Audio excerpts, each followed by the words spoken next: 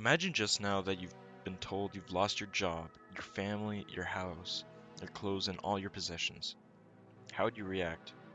Chances are you'd be quite upset, and rightfully so. But what if I told you some people would not even flinch if they lost all that they had owned?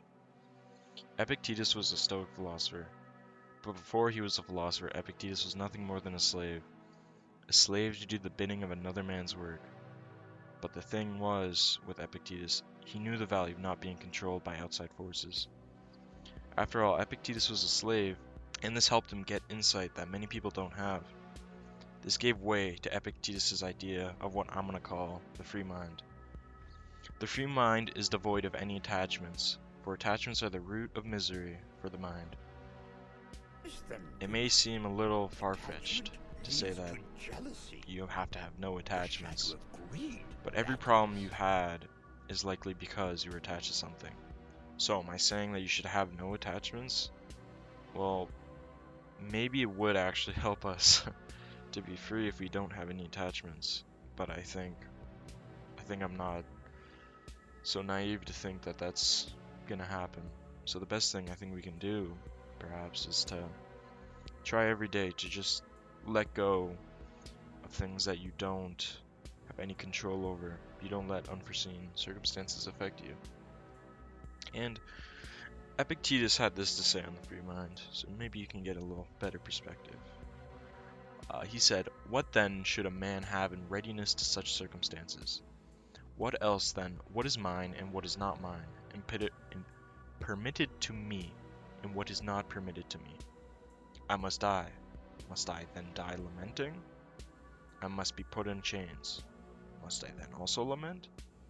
I must go into exile.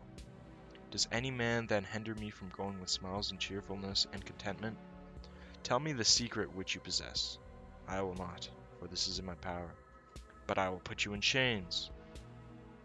Man, what are you talking about? Me in chains? You may fetter my leg, but my will not even Zeus himself can overpower. I will throw you in prison. My poor body, you mean. I will cut your head off. When then have I told you that my head alone cannot be cut off? These are the things which philosophers should meditate on, which they should write daily, in which they should exercise themselves. Okay, so what does this quote mean from Epictetus' Discourses? Well, I mean, to put it simply, you're in control of how you react to situations, even the most dire situations. Often there will be things in your life that you have no control over. In Epictetus' case, well, he was a slave. He had no choice. He was born into it, right? This did not stop Epictetus from having the attitude he would like, even if he was fettered at the leg. How often do you let something out of your control affect you? Depends on the purpose.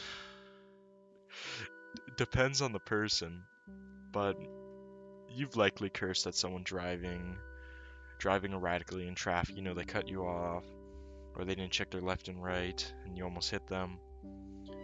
But there's going to be a lot of situations in our life that we really have no control over. So why should we let it affect our psyche? And I know I've been upset over things that are just so out of my control I shouldn't even be upset. There was a time in which it was quite a windy day, and I was out in a field, and my glasses blew off my face. It was so windy.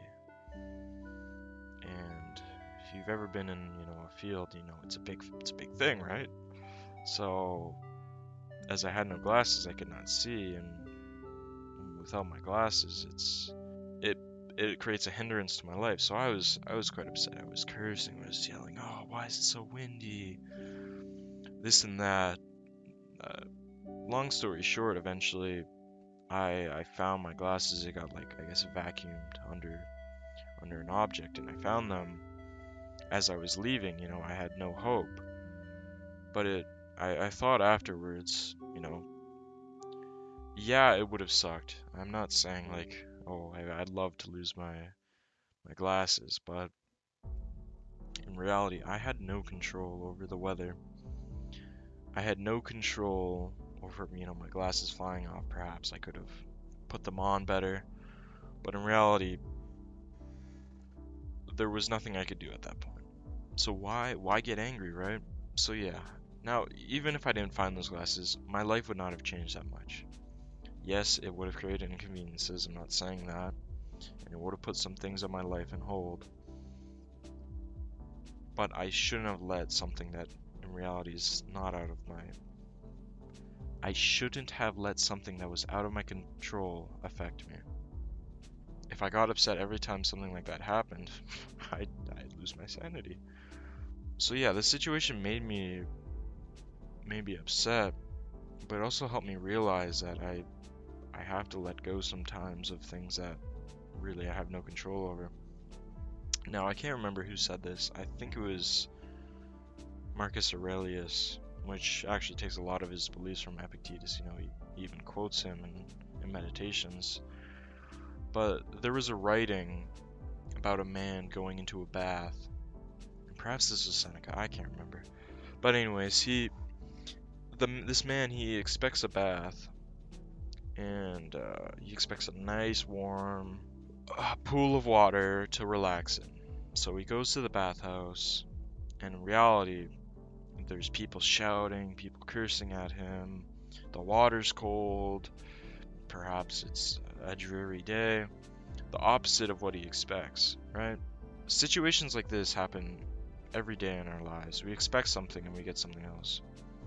In the case of the bathhouse, you know, while we may expect the bath to go one way to have a nice relaxing day, it can go totally unexpected. So maybe not getting any attachments to the idea of what will happen and just going in with an idea, okay, I would like this to happen, but if anything goes otherwise, well, so be it. You know, sometimes, you know, life will throw something at you. It's the way it is, right? Again, I don't want to say have no attachments, but rather just like let go of any idea you'll have, because you're free to enjoy everything to the fullest when you're not expecting anything. If you're letting go, if you're letting other things affect your emotion, you're losing the control of your mind. So I think it's important to limit what affects your mental ability. And you can think of it, okay, if a slave has the ability to have a free mind, then I think it's possible for most. How you choose to react to life is the only thing you're fully in control with.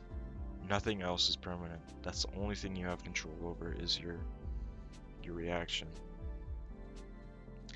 And there's this, I would say, somewhat famous attribution to this Greek guy who loses his son, and it goes something like, when Anaxagoras Anaxagoras. was told of the death of his son, he only said, I knew he was mortal.